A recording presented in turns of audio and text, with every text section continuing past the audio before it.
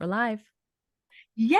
I'm excited. I know we talked about this after I attended a workshop online, like a virtual workshop, Hmm. and little research. I went back in because some of the information was posted on rootinc.com, and then I shared it with you, and we thought we got to take this to the listeners, right? I think so. I think it's good. And it's basically, and tell me if I'm wrong, but the art of thinking together. Exactly what it is. Exactly. It's not always easy, right? To come together in a group and really kind of get past everyone's biases and opinions about things to really get in there and think about the concept instead of like, about hurting people's feelings or what are they going to say or I don't know about you, Dr. Miller, when you go to a group meeting and you're Hmm. going to be either presenting a new idea or even working through something else, do you come to that anticipating how people are going to react? I try to prepare for how people are going to react. I do think about that a good amount because I want to meet their needs. So if I'm familiar with their thought process, can I curate the information so that it will go in the direction of progress? I would say is kind of how I think about it. And I love what you said. It's about supporting what these relationships that you have with individuals that you work with, how they would like to be communicated to, what information they might need. And if you come prepared, honestly, I think it's a very loving approach. And I think all leaders should take it because it's it's individualizing the communication and the information to, again, like you said, meet their needs. I think that's brilliant. I So think this that's is sort brilliant. of a level up way of saying get to know your audience. I love that. I love that. Yeah, and I think it's an intimate audience, right? Sometimes your audience you don't know, you don't have the opportunity to really prepare in that way for. You just know that the subject matter is what they want to hear about. But in this case, maybe what some of the fears might be, what some of the opportunities are. So, yes, I think it's even a more intimate audience that you're preparing for, which I love. Get to know and prepare for your audience. So we're going to do two parts. Today was the background, which you just heard. And then we're going to share two of the foundational aspects. And then next Monday, you'll hear the final two. Love it. I love it. So a two-part series, The Art of Thinking Together. And in this case, we wanted to kind of start with this idea that when you're coming together as a group, so not just a presentation, but you need to work on something if you want to increase the author, William B. Isaacs, talks about increasing candor, authenticity, and the generation of innovative ideas. Ooh. Of that, right? Mm-hmm. Good. Because we all need those innovative ideas, especially when we're trying to keep up with the market and trying to make the most of our labor that our team that is actually boots on the ground doing it. So, this is a quote from William B. Isaacs. Uh, it suggests that the most of our biggest organizational failures today can be directly attributed to our inability to talk honestly and effectively at our most critical times in organizational life. So That this is, hurts yeah, because it's true. yep, yep, absolutely, absolutely true. So we are looking for ways to really open up the conversation and increase that ability to be innovative. Perfect. And it sounds like one of the very first ways is something that we did touch on a previous episode, which is starting to create psychological safety. Oh, I love that. And our listeners are hearing more and more about this. We were kind of early on the psychological safety train, which I am very proud of. Trendsetters, if you will. I love it. I am very proud of that, to be honest with you. I want to continue to, just let me put that out there one more time in one more episode. But We are seeing more and more and more happening on LinkedIn and Instagram and Harvard Business Review and across all media platforms. We're hearing more about psychological safety because we realize that it affects so much of what's happening in your business life, right? One of the people I love, Simon Sinek, is on that train now too. Now, one of the originators of this, Brene Brown, always talking about that psychological safety, which we both love We so much. love, yes. Your Yes. your face even softened when I said her name Yes. there. She's So, good. starting with that psychological safety, really letting people know that when they come to the table and throughout their work experience, that you value their opinion and that speaking honestly and openly about something while maintaining professional conduct, right? Yes. She's Don't got get her finger. You're wagging your finger. pointing my right index finger at you right now because it does psychological safety or seeking psychological safety doesn't mean that you can just say anything you want to and have an emotional outburst whenever you feel like it and that's okay. That's not it, folks. That's not it. It is the feeling that you can show up as your most authentic self, that when people are listening, they're listening with an open mind and not judging, and it really emphasizes that everyone, and I'm actually reading from our notes right now, that everyone should feel safe to say exactly what they're thinking when they're offering an opinion and also, what they're feeling, and that should really be applauded and supported and uplifted. So, but in a ma- in and wagging my finger again, Miller, in a professional manner. It has to be professional. It's a really tricky line too, because when you say how they're feeling about something, I agree, and that's true, but I don't need to know how you feel about everything all the time. Yes. Yes. Sometimes things are required to be done, and you may feel uncomfortable because it's pushing your professional boundaries. And sometimes that discomfort is what you need to feel so you can grow as a professional. So I don't want the audience to latch onto that and assume that there needs to be action with every feeling verbalized. That's also not the point. Oh, that was well said. That was very well said. I love, and I'm just going to hit on it one time and then we're going back into the strategy. What you said about that feeling of discomfort might need to be exactly what you need to grow, right? We Yes. need, oof, I love that. I was just going to pause in case there was anything else you wanted to add because that was profound.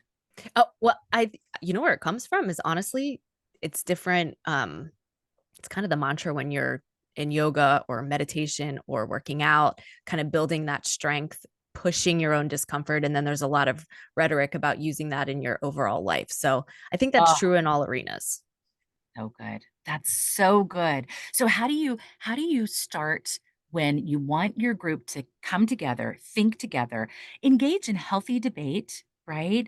And really be able to express their opinions and openly and honestly, you're starting with psychological safety, setting that throughout your interactions with your teams, really making sure that you ask the right questions, right? So there are a couple of questions here. We have three of them. Would you like to take those? Sure. I would like to add one thing. So this is really focused on the art of thinking together, and we've given a lot of examples of in a group. I would encourage the audience to also recognize that creating the psychological safety is likely going to start with your one to ones and your direct relationship with these individuals you're bringing together. So if you're the leader and you're bringing in 5 people into the group, let's just say that's the scenario, that trust started on those one to one meetings with yourself and the individual, right? And then over time, bringing them together as a team and feeling like they can talk freely in front of each other. Do you agree with that? I absolutely do. It's got to be that basis of the relationship. And then I think you're 100% right in that as you come together, maybe you set some of those meeting norms to be able to say, this is the place where we really need your candor, really want you to know that this conversation is, it's what happens in Vegas stays in Vegas. I use that all the time, right? Like, this is a safe place for you to really give me your feedback and let me know what you're thinking about these ideas openly and honestly. I used to work for someone who said, I don't want a yes man. right? I want someone who's going to challenge my thought and make sure that we're covering all our bases. So I love that. So in the community agreements before going into these questions, you would state to the team, this is a time where I'm asking you for feedback, right? I'm asking you to speak openly and freely so we can dissolve whatever's going on so we can move forward. So the first question would be, what do we need to get on the table? Love it. Oof. Call it out, right? What do we need to get on the table? Yeah. That's a Number great. two. And number two, what are we avoiding or not discussing that's holding us back? That was the best sound ever. Oh man. Mhm. Number three, what do you think I need to hear or know? Ooh, I'd be like, love I'd like to go last. Thank you. it. I mean, we're No, saying this with levity because they're difficult, right? I'm thinking when I'm laughing and joking, I'm thinking if I'm the individual that they're asking for this candor from, I'm fairly outspoken. I think we can both agree with that. But these questions are very to the point. And if your supervisor or leaders in the room, that can become even in the most safe psychological spaces with trust, these questions, if they really truly have some meat to them that you haven't talked about, this can be difficult. This is a tall order. 100%. I'm going to share a quick anecdote. You may cut this out if it does not fit, Dr. Miller. Here it is.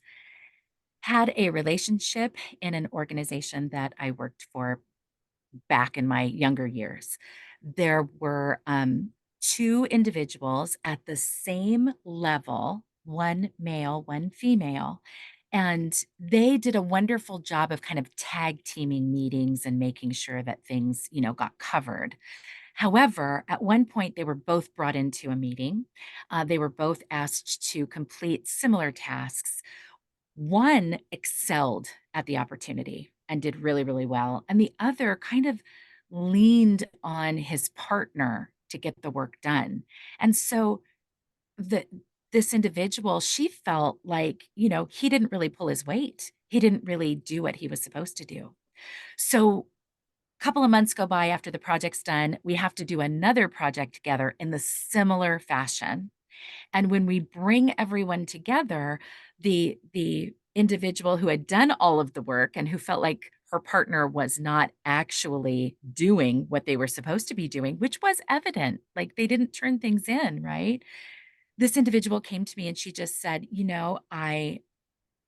I'm a little hesitant going into this because I'm a little bitter that I don't feel like everybody really pulled their weight on that last project. So that may be something that with these skills, when we're talking about it, that needs to be put on the table, right? Oof. We all have to pull our weight in order to accomplish all of the deliverables in a timely fashion. So I was just kind of trying to think of like an example. No social loafers. No social loafers. I love it. So, our first piece is creating that psychological safety, asking if there's anything we need to get on the table. What is it we're really avoiding discussing, too? That's something that we need to look at. And then, do you think that there's anything that I really need to know or hear in this moment? Right? Those are kind of the key pieces. So after you've asked a lot of these questions and you've created the space, the next large portion in this conversation for the art of thinking together is really listening to understand versus listening to respond. And this is a hill I will die on. It's right up there with self awareness. When I am talking to somebody and I can just see them even beginning to form words with their mouth, like they're just literally preparing to respond, they cannot wait for me to stop talking to say it.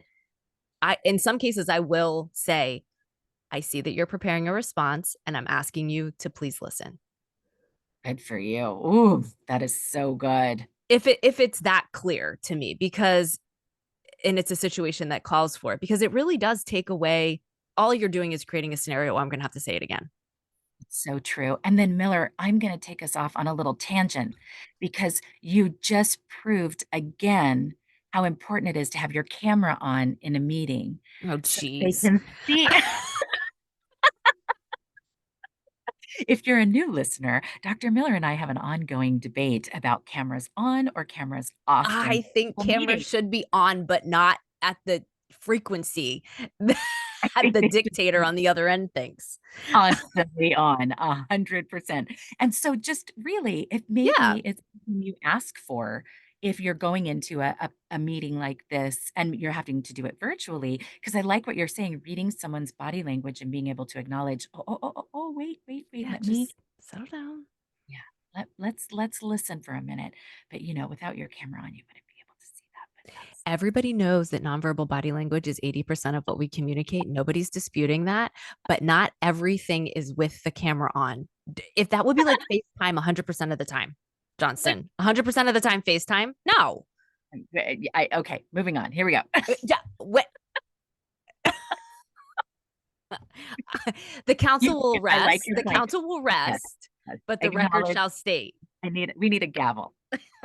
I love it. I love it. Yes, I acknowledge everything that you just said, and I love it. I love it. So when we're talking about this and that listening to understand, there are some questions too, right? Mhm. So and I loved what you said about just a few minutes ago, when we were talking about psychological safety.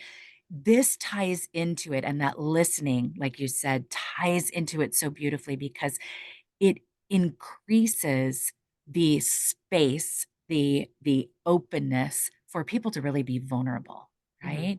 If you're coming at this from, like you said, listening to understand, seeking to understand, not just listening, right? Really looking at the art of listening to understand, then you're creating more space for people to really be honest and vulnerable, and you're not jumping on something that you shouldn't have. But there are some questions that we also have with this one, kind of ideas that you can think about. So, um, when you're talking to your team and you're listening to understand and you're trying to observe and clarify and ask probing questions, here's one that you can start with. And I know you have a couple different spins on this question because I've been in meetings where you've asked them. So I hope that triggers for you. What does it look like to you? You can replace, so if you're talking about a concept and idea manifesting, what does that workflow look like to you? What does that meeting agenda look like to you? But Dr. Miller, I know you'll even replace it with maybe success, right? Mm. What does success look like to you? So that as you're getting to the end of the conversation, everyone has that common idea of what success really looks like, which I love. But maybe it's not even at the end. Maybe you put that in throughout. What does success look like? What does a finished product look like? What does a midpoint check in look like? What does support look like? All of that, I think people take for granted that there's one common definition, and it's quite ambiguous. I love that. I love that. You're right. You're absolutely right. And when you hear what other people are thinking, it can spark new ideas for you too, And you're right? like, oh, I'm glad I asked. Exactly. Because And innovation. That's what it's all about. So the first question was, what does it look like to you? Please replace the word it with what you are specifically talking about. The second question in this area is, how do you see it, the project or whatever you might be working on? How do you see it going forward? mm-hmm, And this is really to inspire co-thinking rather than monologues. Ooh, mm-hmm. I love that. Don't start monologuing. Don't you think this is the same as share your vision or show me? Can you verbalize what the first step would be for Oh, going forward? So if somebody comes with this big idea, which is great, but you need to make it manageable for the team. Or sometimes if you're in a group setting and somebody comes with an idea and you can see the stress on everyone's face, they're like, how would we do that? It's like, we're not going to leave this room until everyone's comfortable with step one. I So, what yeah, does that look like to you? And when you say, well, what support do you need to get that moving forward? There's in another episode coming soon, we're going to talk about the different kinds of resources. And that also might be something that, little Easter egg here that you could also say when you're having these conversations. oh, I love You are it. such the cheerleader today. Yeah. It's because I'm tired. Yeah, you're like, No, that was a brilliant plan. In fact, I feel like we should have just like fade to music, go to the next episode. You know what I mean? Like it was that good. But I know we have to say a couple more things. So about this in general, you started us off in this section with just this idea of listening to understand, and it really comes down to be open, avoid judgment, right? During all of these pieces, we're going to put judgment aside and no criticism, no judgment, but just really open the space for listening, which I think is a wonderful, wonderful, wonderful thing to do. Excuse me. So I think we'll stop here for today, right? These are the first two major pieces for the art of thinking together. And then next week, we will talk a little bit more about the maybe more difficult parts of this. Yes, yes. And their homework this Oh, week, you have to, must practice listening to understand. Use those questions. Tell me more, right? What does it look like to you? What does success look like to you? What do you think the next step is? Write those down on a post-it, put them on your computer so that as you're having conversations with people this week, you continuously practice peppering those in. It's going to just expand your conversations. this is going to be a top tier. If you can do this, if like self-awareness, if you find yourself preparing a statement for somebody in a conversation where you begin to feel defensive and you don't interrupt and you're able to listen after it's over, if you can say to that individual, I noticed I was almost preparing a response because I don't feel as though I have the proper space to voice my opinion. That is going to take any conversation to another level with the right listener because maybe next time they will give you the proper space to voice your opinion. Wow, that's advanced skills right there. That's Well, we like have advanced that's awesome. listeners. We do. Hey, So no. whichever wherever you are, you pick which one you'd like to do. If you'd like, Oh, if you're just kind of getting this thought, do A. If you've already practiced it and you have somebody challenging who you feel you don't get time after they're done talking, they just move on, no. then use advanced. I'm going with group A. Okay. I'm s- I'm with group A. I got the post-it note. I'm gonna write it all down. You go group B and Depends who it is. there you go. I love it. Until next time. Oh, big love.